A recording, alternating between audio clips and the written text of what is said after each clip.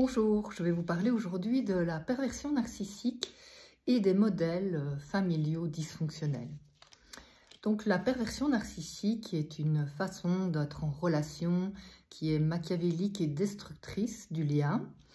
Et donc le profil pervers narcissique vise à détruire l'identité de sa proie pour exercer son emprise, l'exploiter, la dominer et se venger de ses traumatismes du passé dont il n'est pas conscient, mais qui sont présents en lui, et pour ne pas connecter la souffrance liée au trauma, il fait souffrir. Il ou elle, bien sûr.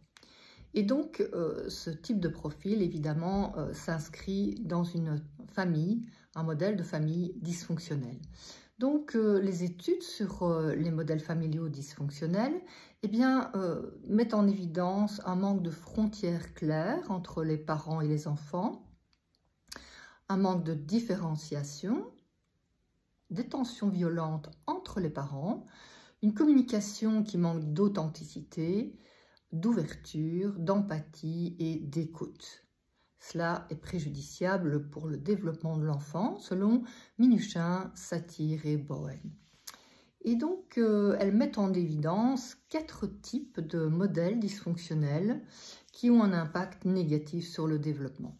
Le premier est le modèle surprotecteur. Là, le parent cherche à protéger l'enfant de toute difficulté, au point que l'enfant ne peut explorer le monde, faire un apprentissage de la vie par essai et erreur, apprendre donc de ses erreurs.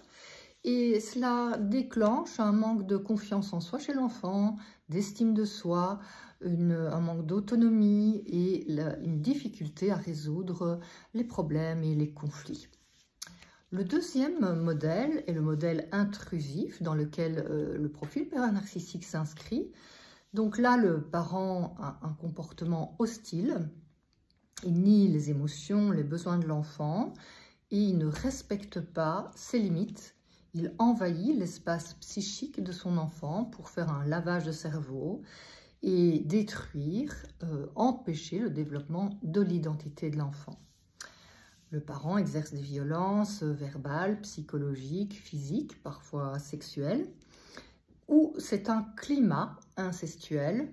Le climat incestuel est donc une négation des limites, des frontières, de sorte que l'enfant est le prolongement du parent, un prolongement narcissique, et cela empêche l'enfant d'avoir une autonomie psychique, une pensée propre, des émotions propres.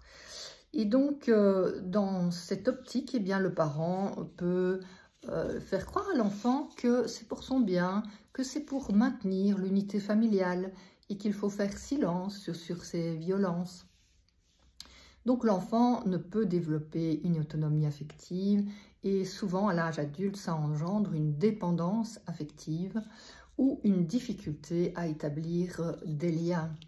Et donc, les traumas complexes sont présents dans ce type de famille puisqu'il y a des violences ou des négligences, et des troubles anxieux peuvent être la conséquence, des troubles dépressifs, la conséquence de telles relations d'emprise. Le troisième modèle est le modèle chaotique, c'est-à-dire un parent qui est dans l'incapacité d'offrir un cadre stable, des règles stables à son enfant. Et cela engendre un trouble de l'attachement insécure chez l'enfant, par exemple un parent souffrant d'addiction. Le modèle négligent est un modèle où le parent n'est pas attentif aux émotions, aux besoins de l'enfant, il n'est pas présent, il ne peut s'engager dans la relation avec son enfant car il surinvestit sa vie professionnelle, ou bien ses relations sociales. Il ne peut offrir donc un soutien émotionnel, de l'affection, de la protection, des limites stables et de l'affection avec empathie. Par exemple, le parent surinvestit le matériel au détriment de l'émotionnel. 3 critères, selon Olson, permettent de repérer à quel type de famille on peut avoir affaire, et donc il définit le critère de la cohésion, de l'adaptabilité et de la communication. Donc le premier critère, la cohésion, c'est une famille où il y a une proximité émotionnelle sans que ce soit envahissant. Donc, si évidemment les émotions du parent sont entremêlées avec les émotions de l'enfant ou les besoins de chacun entremêlés, là on a trop de proximité. Par contre, un parent trop distant, eh bien là, ne peut maintenir la cohésion émotionnelle dans la famille. Le deuxième critère est le critère d'adaptabilité, donc une capacité à accepter le changement. Et donc les deux extrêmes, trop de rigidité ou le chaos, eh bien, ne permettent pas d'avoir une famille qui soit hors du dysfonctionnement. Le troisième critère, c'est la communication ouverte. Et dans une communication ouverte, eh bien, le parent et l'enfant peuvent dialoguer. Il y a une écoute mutuelle des émotions, des besoins de chacun. Il y a de l'empathie émotionnelle et un soutien émotionnel du parent, des capacités aussi à régler les conflits sans violence, grâce à l'écoute, grâce à une négociation, tout en ayant des limites stables. Le parent est capable de poser ses limites. Donc, tous ces modèles, eh bien, sont dysfonctionnels, les 4 décrits par les auteurs que j'ai cités. Et donc là, on doit retenir qu'une famille qui a un fonctionnement sain, eh bien, a une communication ouverte, bienveillante, authentique. Elle est positive par la validation des émotions de chacun, des besoins de chacun. Le parent encourage avec empathie, avec un soutien émotionnel, ce qui donne de la sécurité affective à l'enfant. L'expression des limites est claire, elle est stable, sans rigidité. Et la présence attentive du parent permet à l'enfant de se sécuriser, d'avoir un sentiment d'exister. La reconnaissance des points de vue différents permet une résolution des conflits sans violence et une bonne régulation des émotions de l'enfant. Donc une psychothérapie des traumatismes complexes liés au modèle dysfonctionnel subi par l'enfant durant son enfance, eh bien, se fait en plusieurs étapes. Et le but, c'est de se réapproprier son identité.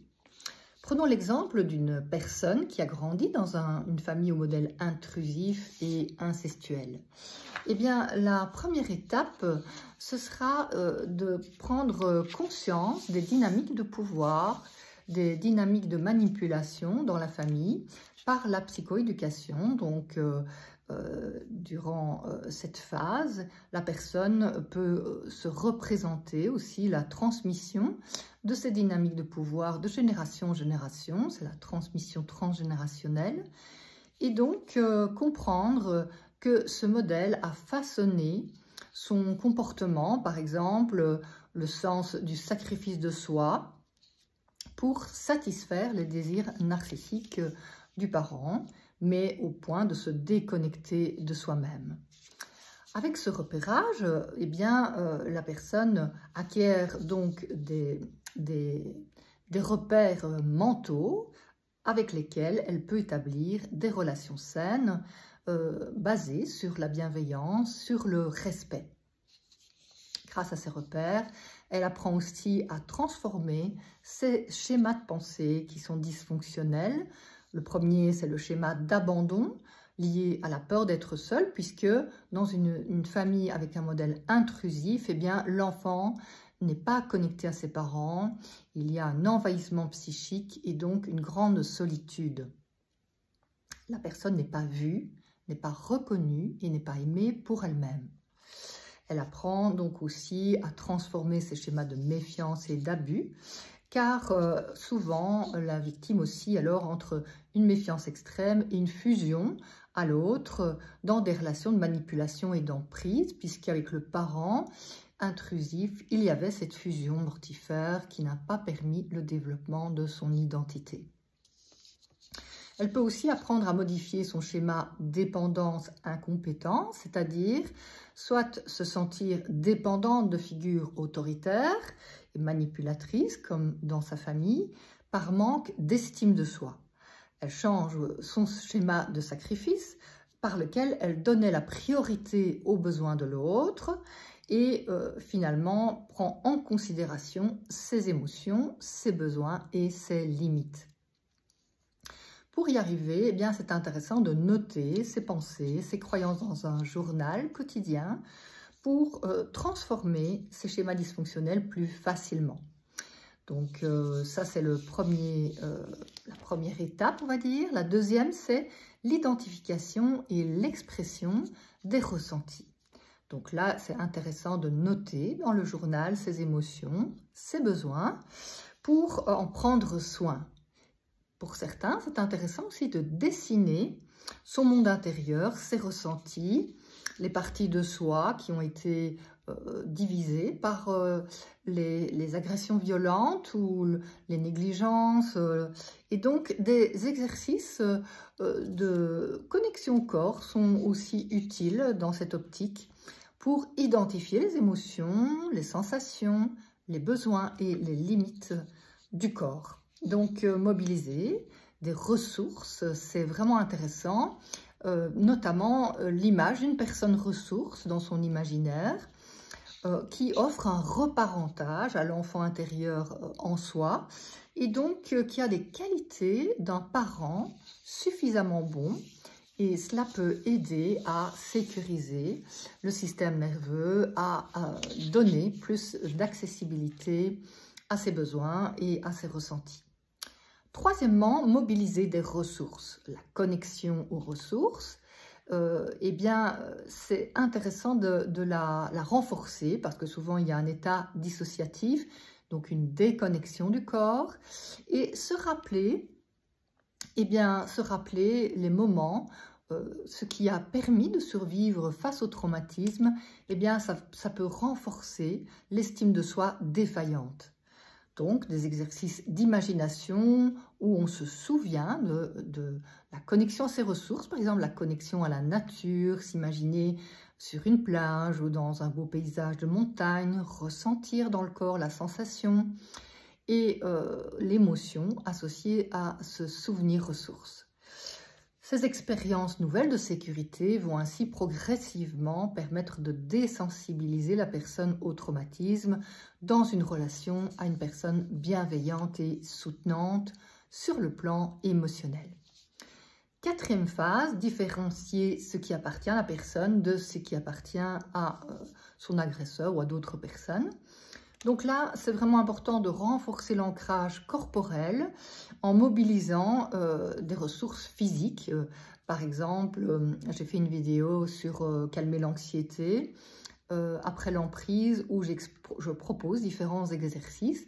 Par exemple, sentir les limites du corps, donc sentir chaque partie, prendre le temps à chaque partie de s'arrêter, ressentir dans le corps. Ça aide à sentir les limites du corps et donc de poser ces limites plus facilement. Cela permet de mieux différencier ce qui appartient à la personne de ce qui appartient aux autres et progressivement ainsi abandonner le rôle de sauveur, prendre davantage soin de ses besoins pour être autonome affectivement. Cet ancrage aide à repérer les signaux d'alerte qui sont là, présents dans une relation où il y a de la manipulation et des dynamiques de pouvoir. Donc, s'autoriser à se libérer d'une loyauté forcée envers un modèle familial dysfonctionnel, eh bien, c'est un passage nécessaire pour construire son identité, s'autoriser à être heureux et ne plus reproduire le type de modèle dysfonctionnel de sa famille dans des relations d'emprise. Voilà, si vous avez aimé cette vidéo, vous pouvez mettre un j'aime sous la vidéo. Et si vous voulez en savoir plus, vous pouvez lire mon livre L'art de la résilience, où je développe tous ces exercices, ces outils concrets de résilience suite au fait d'avoir grandi dans une famille au modèle dysfonctionnel. Vous pouvez mettre un j'aime sous la vidéo si vous avez apprécié cette vidéo. Je vous souhaite une bonne journée.